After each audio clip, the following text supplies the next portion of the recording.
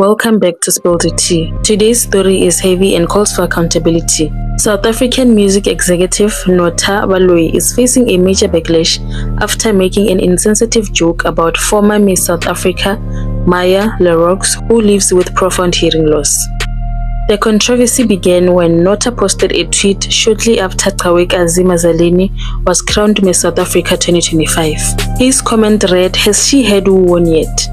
A direct mockery at Maya Leroux's disability. What may have been intended as humor quickly sparked outrage. Maya, crowned Miss South Africa in 2024, has been a powerful advocate for inclusion and accessibility. Her reign was marked by grace, resilience, and representation for the deaf community. Mzansi didn't let it slide.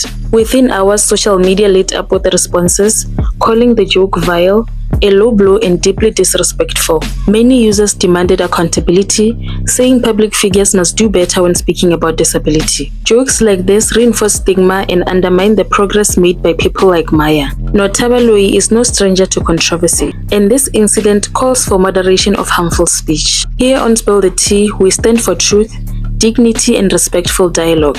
So what are your thoughts on Nota Baloyi's comment? Drop your views in the comments. And don't forget to like, comment, and subscribe for more tea, because dignity is always trending.